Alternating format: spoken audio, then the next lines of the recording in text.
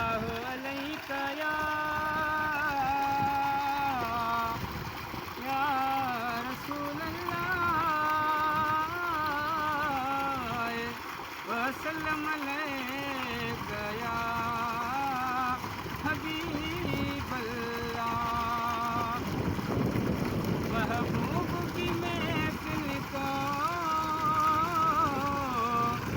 महबूब सजाते हैं, आते हैं वही जिनको सरकार बुलाते हैं। सल्लल्लाहु अलैका या रसूल अल्लाह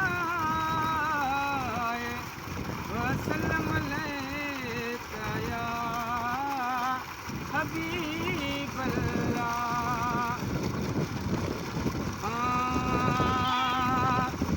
जावल वारा वार सोना सोना गुजड़ी तार सुभान अल्लाह सोने जी माछावा खाण लिखा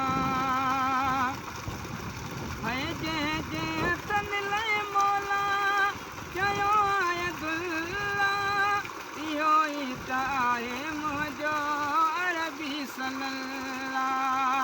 ववा नूरानी रुख़सार शाइन मोतिन जातार सुभान अल्लाह सोने जी माछावा खाण लिखा जावल वारा वार सोना सोना गुजरी तार सुभान अल्लाह सोने जी माछावा खाण लिखा।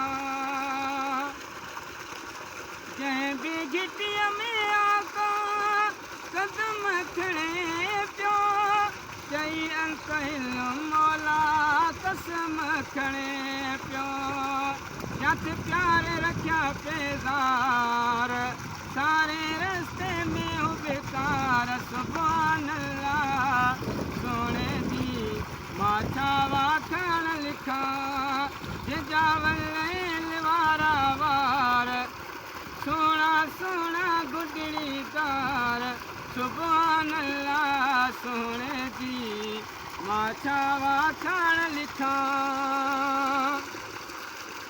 है रब पाक जूडे वसफू रखियो मुस्तफ़ा जो माज़ा गल बसर जूं सुणियूं अखियूं मुस्तफ़ा जो जंहिं दम नेण खणनि दिलदार भुलजन बिस्तर था बीमार सुभान अल्लाह सोने जी माछावा खाण लिखा जावल वारा वार सोना सोना गुजरी तार सुभान अल्लाह सोने जी माछावा खाण लिखा।